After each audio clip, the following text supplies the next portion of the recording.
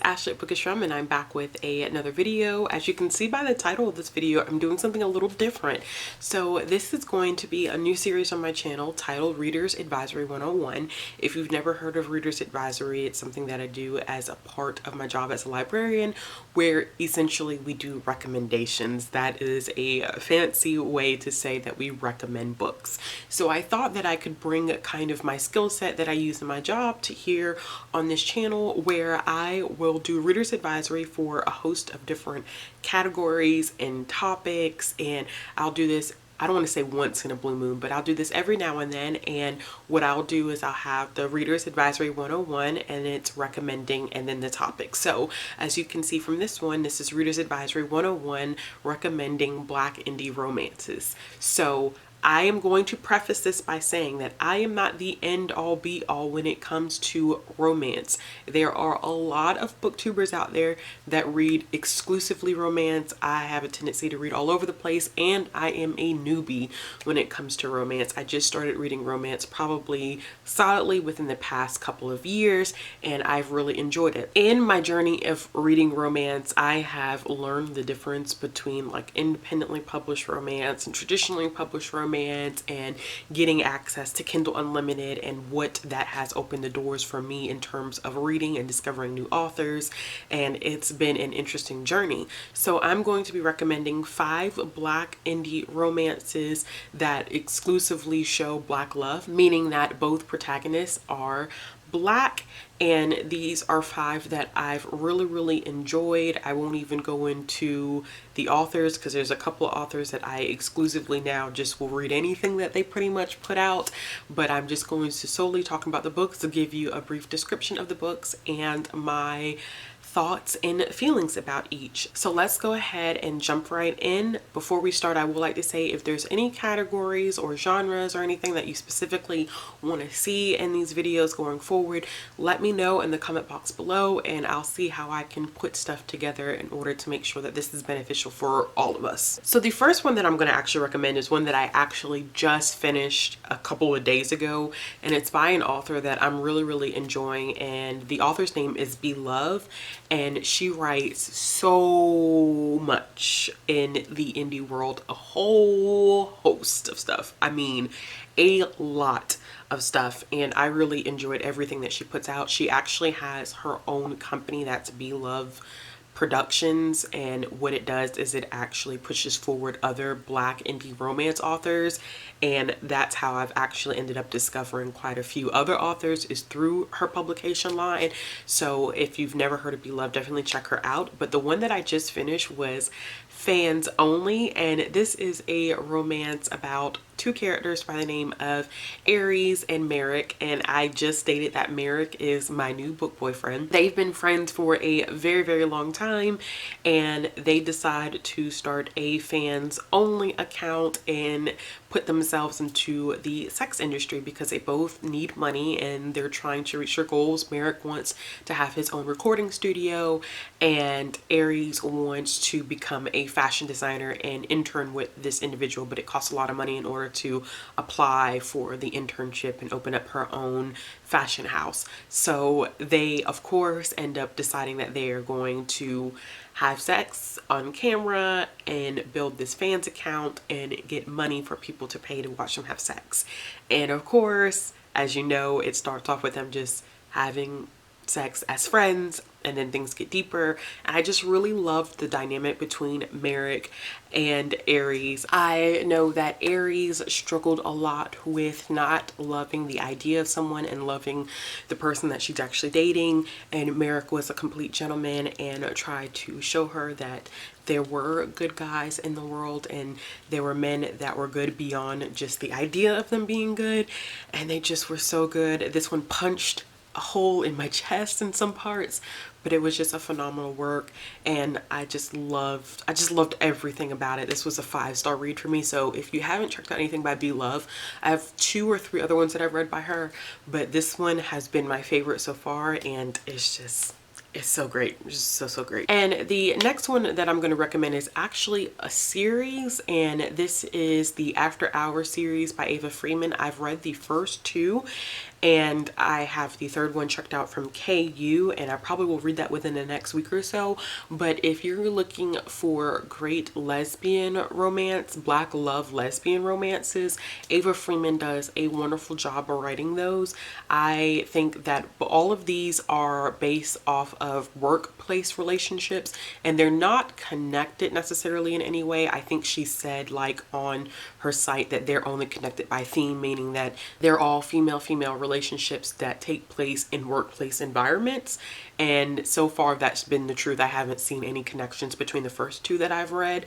I read the first one, Four Letter Word, and the second one, Fire We Make. I think I enjoyed the second one a little bit more because it focused on a powerful lawyer and a Black woman in the tech industry, and I think that Ava Freeman does a really great job with pacing in her stories, and the fact that these take place over a span of time, even though it's a novella and they're really short. She does a really great job just piecing them together and making it make sense. That way it doesn't feel too insta-lovey. So I really enjoy it. And Ava Freeman does identify as queer. So like I said, if you're looking for Black indie romance that specifically is lesbian romance, I definitely would recommend checking her stuff out. The next one is actually, it was really hard for me to choose just one book from this author, and it's Nicole Falls, who I have quickly become a fan of in a short period of time. I just really like Nicole Falls.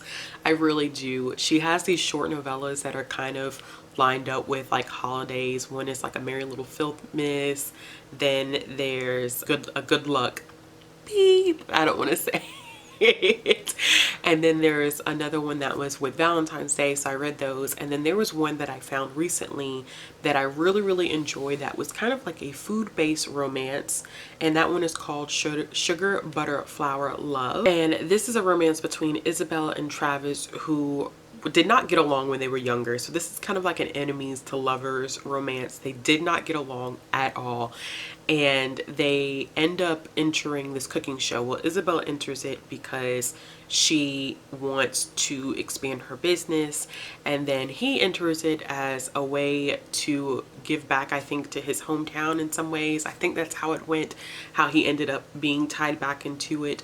But they end up competing together, and of course things, you know, they shift and they transition from that relationship of being enemies to lovers. I love the food aspect that was mixed in with this. I think that the two characters had so much sexual chemistry, and it was so much charged energy between the two of them, even when they were combating with each other, especially because Isabel just could not stand him at all, especially since she was a gifted baker. But he was too.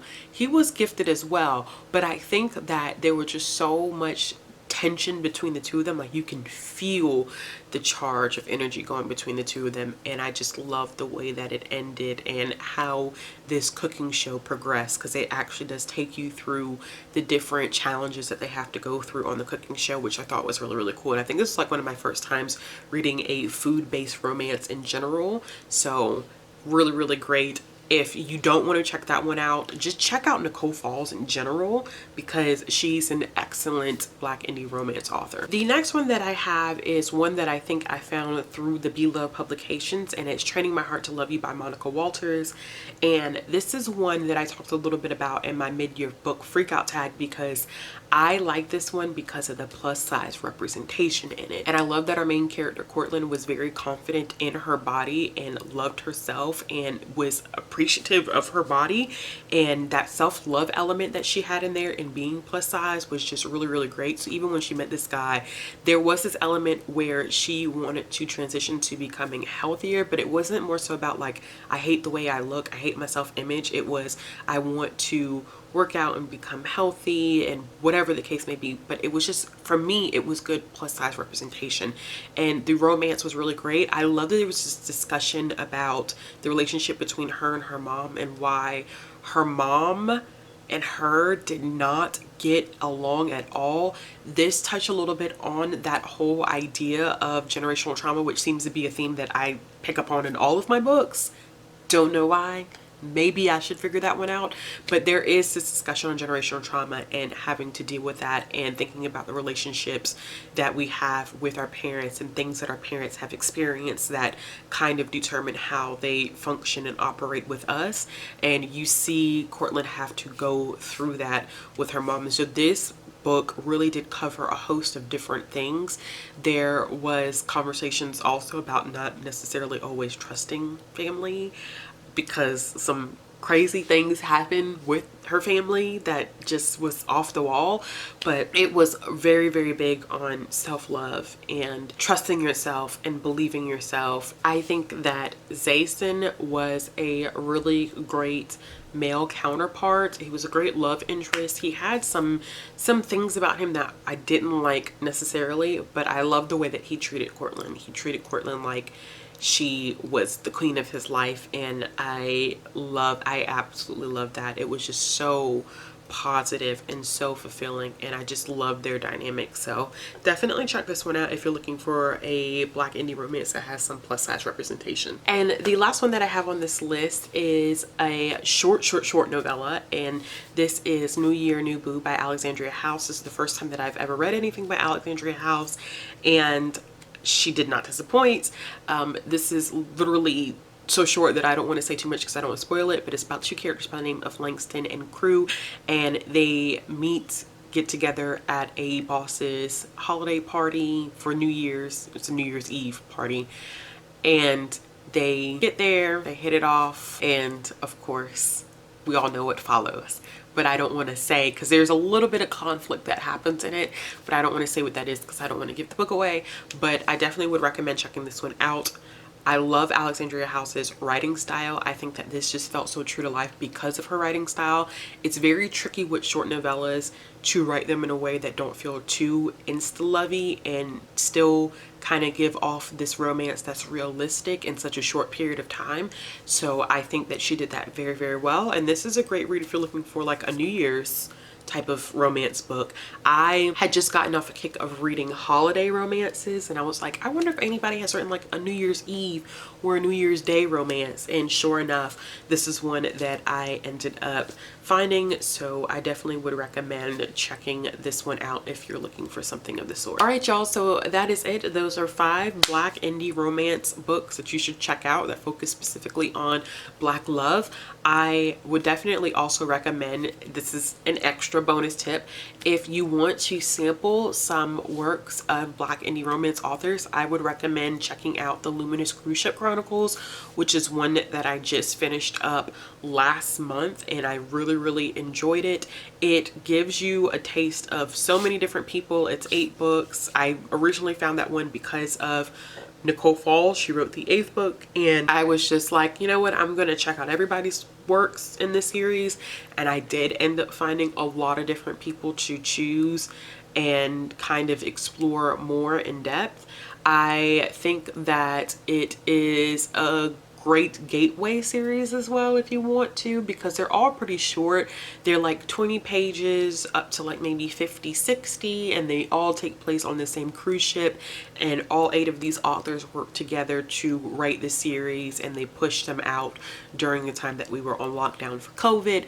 So it does touch on COVID a little bit, but not really, because of course the cruise ship ends up going on lockdown because of COVID, but it's not so much about that as it is about the romance and the people on the cruise ship itself. So I would definitely check those out. I will give I don't want to say a warning, but just a heads up that all of the romances that I did just list out, like profanity is used, like strong language, and sex is on page, especially with Be Love's book, Fans Only. There's a lot of sex in that book, so I know that everybody doesn't necessarily enjoy heavy sex scenes in their romance books, which is perfectly fine, but I thought I should just give that precursor so you know that there is heavy sex on page, profanity, strong language in every single one of these books. So if that's not your taste, I probably would assume that you wouldn't enjoy these, but they are absolutely amazing. I do have some other Black romance indie authors that I do read,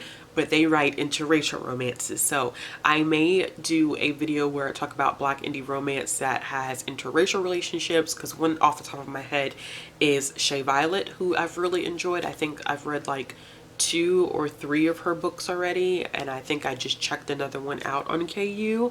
So I definitely do enjoy her stuff, but for this one I wanted to focus on Black love and the relationships between 2 Black main characters. So if you have any suggestions, like I said in the beginning of the video, let me know in the comments below. If you like this video, give it a thumbs up. If you want to see more content from me, hit the subscribe button. Ways to support my channel and links to my social media will be all down in the description box below, and I'll be back with another video soon.